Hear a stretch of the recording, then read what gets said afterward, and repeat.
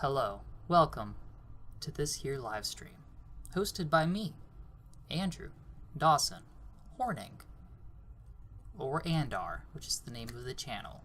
It's a long story how I got the name. It's actually a short story. It's just a dumb story that's not very fun or entertaining. So I'm just going to leave it like that. Hello. I have some video games. I'm going to play them, and I don't know, maybe that'll be fun. We will see. So, I'm going to try and load up the first one here.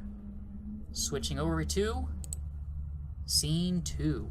Getting Over It with Bennet Foddy. I'm sure a lot of people have streamed this game to death in the time since it came out. Since it is one of those, "Aw, man, this is so frustrating, and then people yell at it, and okay.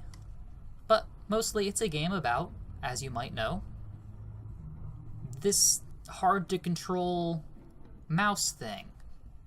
And I played it a bit. I don't know how long it is, so I don't know how far I actually got, but I felt like I had achieved greatness before I tumbled back down to the earth, as you do. But for those who don't know, you are this guy in a cauldron, and you have this hammer, and you move around with the hammer by moving the mouse around. It's kind of awkward because, like, you can't just go from top to bottom. You have to swing it around, so you have to be very careful with it. Also note that one side has a hook part, and the other side is just a hammer. So, I feel like that has come into play a few times. I'm not sure if it actually does, but it felt like it. And then you get this commentary by the maker of the game, Bennet Foddy. I like to do this though. This is that's the real way to win this game, is to go into the water here, I believe. But I also like to do the, this hop here. That's fun. Whoosh. I've already kind of messed this up. But you can kind of, like, hook that, and then move yourself over, is the idea. And then try and lower yourself, and then he'll awkwardly move his arms around. So that's not going to work here at the beginning. Whoosh. Neither is that. So I'm going to get on the edge of this tree, if I can.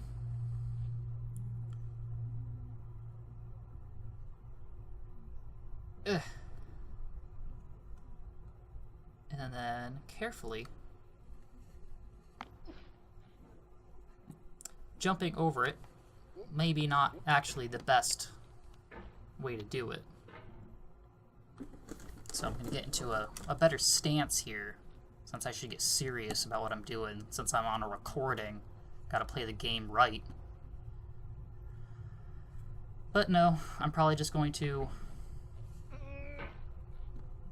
do what I usually do, which is play it slowly and see what I can figure out.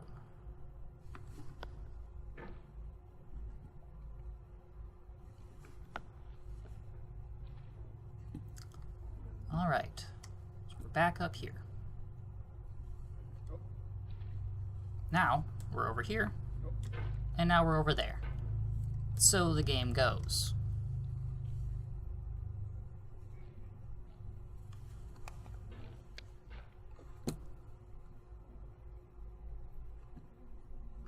And then, nope. But that's okay. It's a game about losing progress. And the commentator will always talk about, it's a game about getting over it. Not just the mountain, but getting over your failures and moving forward. That's cool. It's a game message I can get behind. Why you were a naked man in a cauldron? I don't know. Alright, thanks for coming with me on this trip. I'll understand if you have to take a break at any point. Just find a safe place to stop and quit the game. Don't worry, I'll save your progress, always. Even your mistakes. This game is a homage to a free game that came out in 2002 titled Sexy Hiking. The author of that game was Jazor, a mysterious Czech designer who was known at the time as the father of B games. And B games are rough assemblages of found objects. Designers slap them together very quickly and freely, and they're often too rough and unfriendly to gain much of a following. They're built more for the joy of building them than as polished products. In a certain way, Sexy Hiking is the perfect embodiment of a B game. It's built almost entirely out of found and recycled parts, and it's one of the most unusual and unfriendly games of its time. In it, your task is simply to drag yourself up a mountain with a hammer. And that act of climbing, in the digital world or in real life, has certain essential properties that give the game its flavor. No amount of forward progress is guaranteed.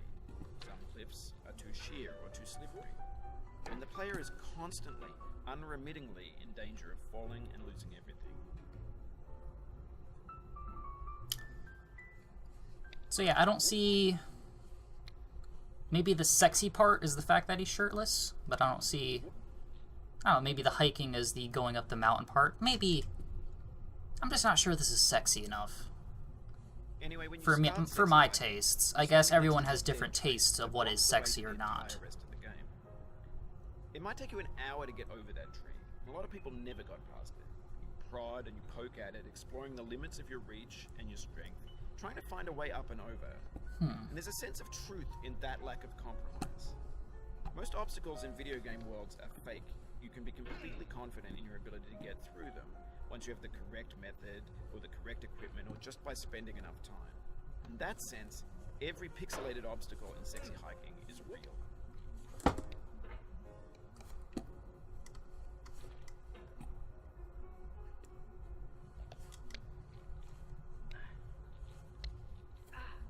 Okay, we're up here now. Whoosh. Okay, that's not gonna work, but maybe this will. Whoosh.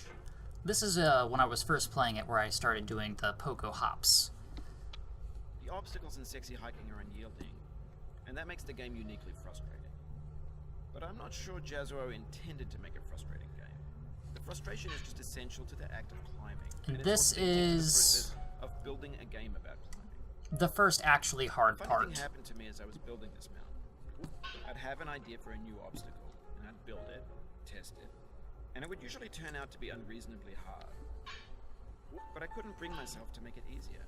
It already felt like my inability to get past a new obstacle was my fault as a player rather than as a builder. Imaginary mountains build themselves from our efforts to climb them, and it's our repeated attempts to reach the summit that turns those mountains into something real.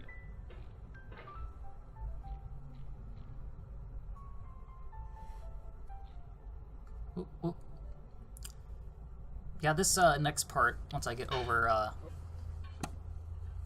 this red thing, is a part that I only feel like lucky that I got through it the first time. I'm still not sure about the correct strategy I should take for it.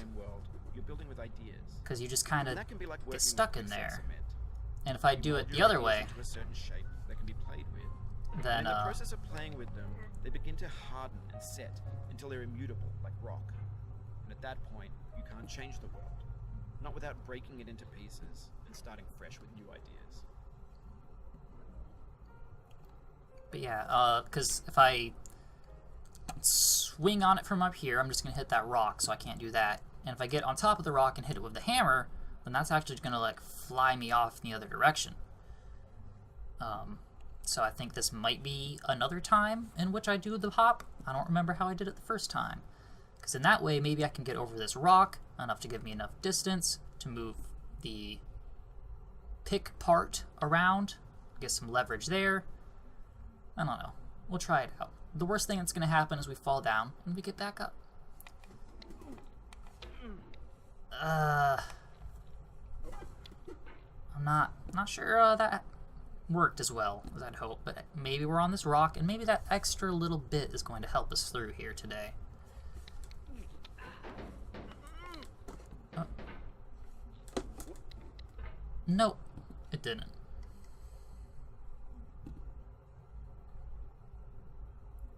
Whoop. Okay.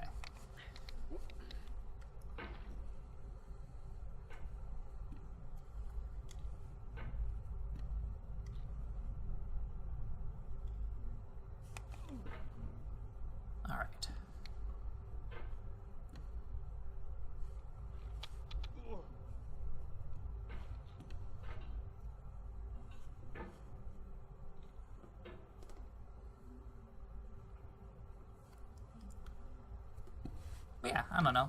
This game's peaceful and nice.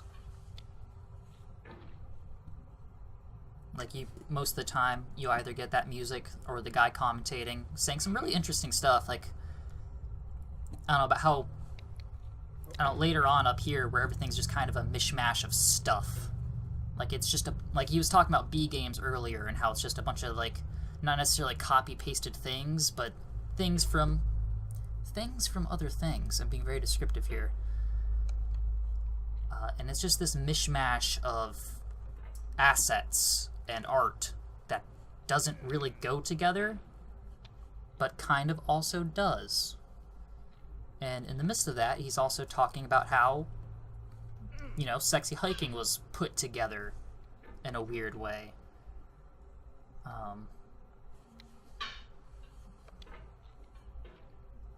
Or about how, like, our culture is a bunch of copy-pasting meme stuff. The memes, I guess. This is what this game is about. Which might be interesting because this is a kind of game that you would look at and also say, hey, this is what, like, streamers would play, because they would get frustrated with it and yell, and everyone would like that.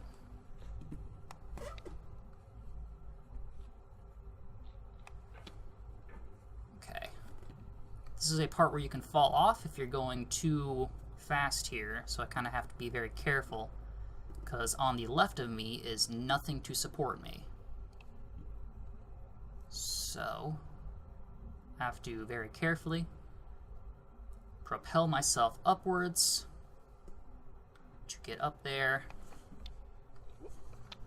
which I have done beautifully. Games would soon be made out of prefabricated objects, bought in a store and assembled into a world.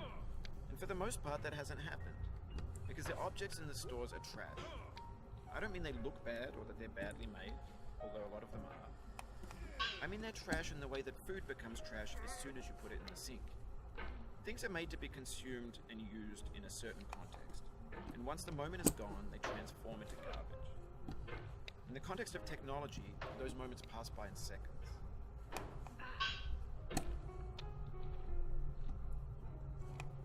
Which, that's true. Like, there are, like, asset stores. Jim Sterling made his living off of Steam Greenlight trailers that just...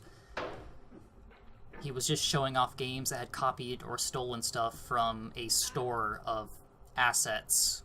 Of just, here is tree, here is grass texture, and all these, like, Minecraft-y clones came to be.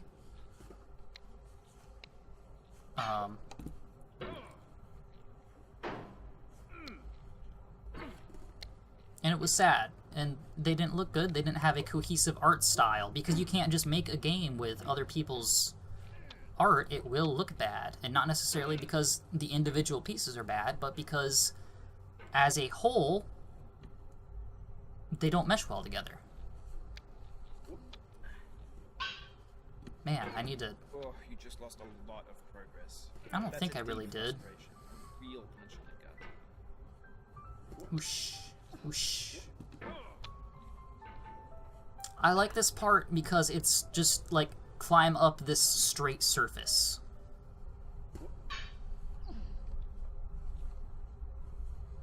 Over time, we've poured more and more refuse into this vast digital landfill that we call the internet. It now vastly outnumbers and outweighs the things that are fresh and untainted and unused. And this thing's fun because you gotta, like, go under it. Cultural trash. Trash becomes the new medium, the lingua franca of the digital age. And you can build culture out of trash, but only trash culture. B games, B movies, B music, B philosophy. And what does that mean, B philosophy? What is a B philosophy?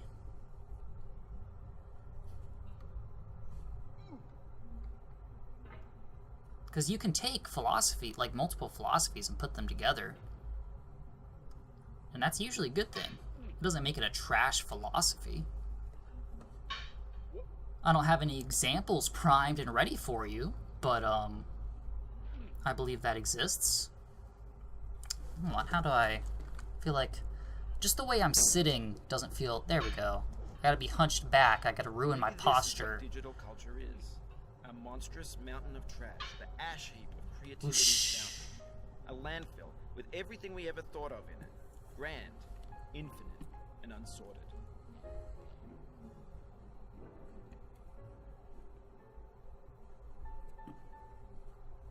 There's 3D models of breakfast, Gen X's fanfic novels, scan magazines, green screen Shia LaBeouf, banned stuff scenes on LiveLeak. Facebook's got lifelike bots with unbranded adverts and candid shots of Kanye and Taylor Swift mashups, car crash epic failed GIFs, Russian dashcam vids, discussions of McRibs, discarded, forgotten, unrecycled, muddled, rotten, untitled. It's a nice poem. Everything's fresh for about 6 seconds, until some newer thing beckons, and we hit refresh. Oh man, these rhymes continue. Disappearing into the pile, out of style, out of sight. Hey kid. Okay, so I think I need to get over to those boxes now? In this context, it's Yes. tempting to make friendly content that's gentle, that lets you churn through it but not earn it.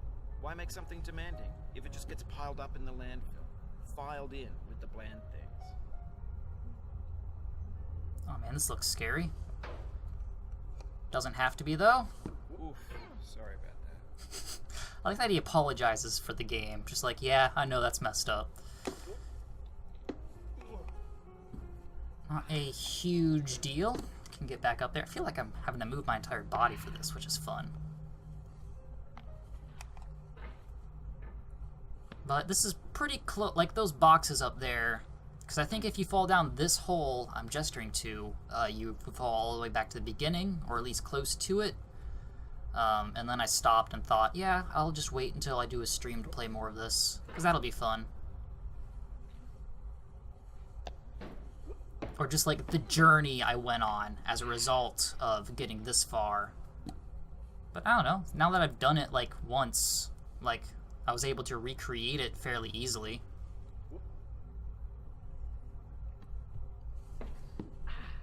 Whoa! Don't know where that was going. Whoosh. Don't bang your head there, buddy. Okay. I think it was this fall right here, maybe, is the farthest I got. It looks easy. I don't know what the problem was the first time. But, if I can make this, then that should be all new content up there. All new for me. So, Oh, it happened again. it didn't. Okay. Keep on trying. Don't let it get to you. Where am I now? Okay. See, I think I started trying to rush to get back up there. Fell down. Kind of like that.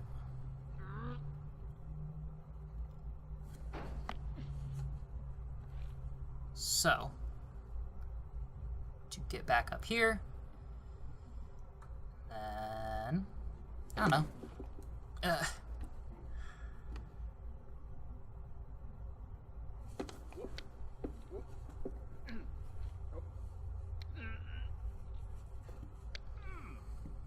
Swing it around. Can't just go up and down with it. You have to actually do the motion to carry all that momentum up. No, no. Okay.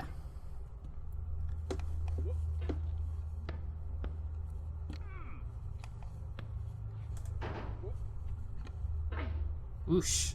See, they even have a nice little caution there.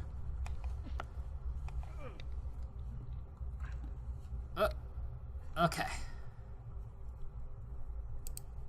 Pick myself up, and then This fall thing down. that we call failure is not the falling down, the state. So yeah, Mary that's what happened the first time. But then it's, you know, you've done it before. It's not... It's kind of like Dark Souls, and like, you know what's going to happen the next time. All you gotta do is do it.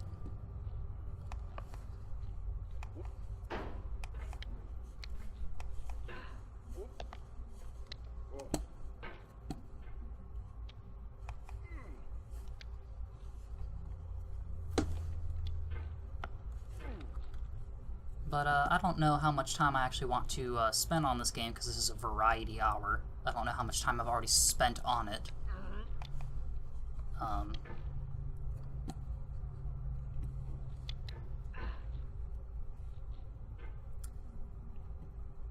So I don't know. I'll try and get up there. Oh, okay, that's actually the wrong way. Oops.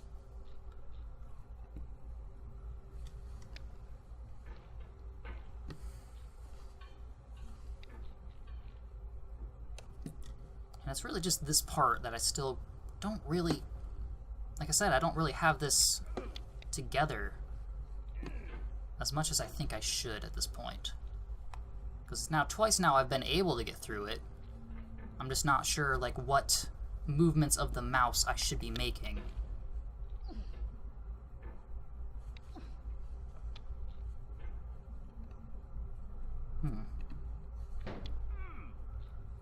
I can wedge myself into there.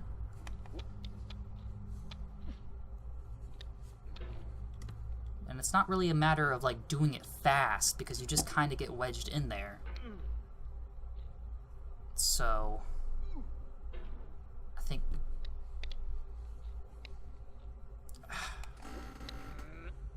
Okay, hold on. Can I grab onto those lights? This might not be as hard as I've been, You know it's possible. Just do what you did the first. making it out to be. Maybe that's what I was grabbing on to all those times when I was just trying to do it fast. I don't know. I don't think so, because they're not...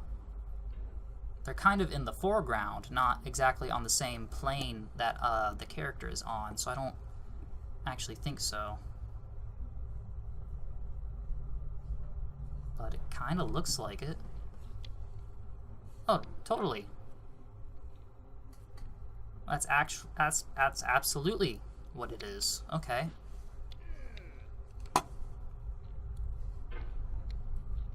Now the challenge, of course, is hooking onto those.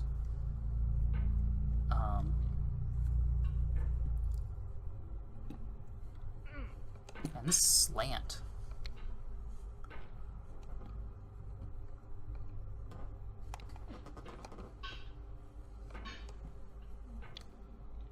Is a monster. Because I can't, like, any, like, very slight mismovement of the mouse, of course, is going to mess you up. I'm a very twitchy person.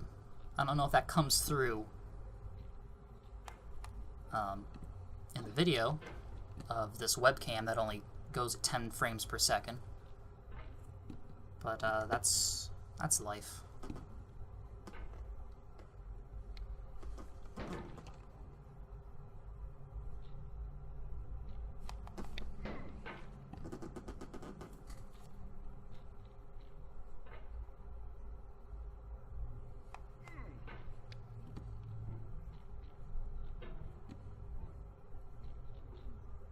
Ugh.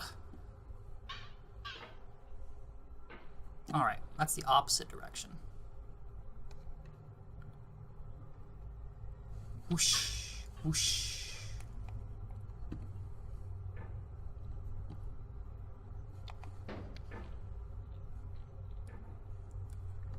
Yeah, see, I think this is the point in particular where the fact that the one side is a pick and the other side is a straight up hammer comes into play, because of the way the hammer will slide on the ground. It seems much more easier.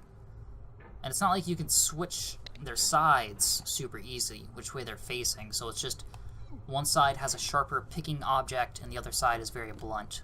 And like I said, I don't know if that's just me making up things, but like that's what it seems like to me.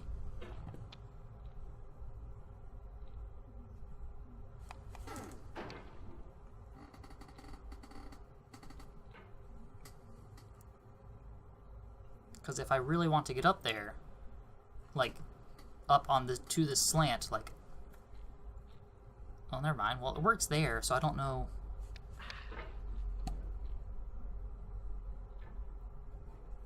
Trying to bring myself closer to this, but it, of course, goes up with every slight movement of the mouse.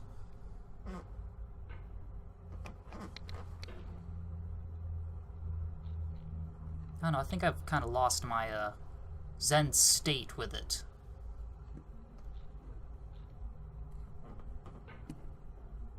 And that's a shame.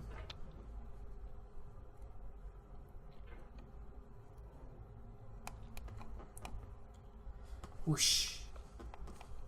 Oh, oh. I like the sounds he makes, because they're similar to the sounds I make. Just, oh.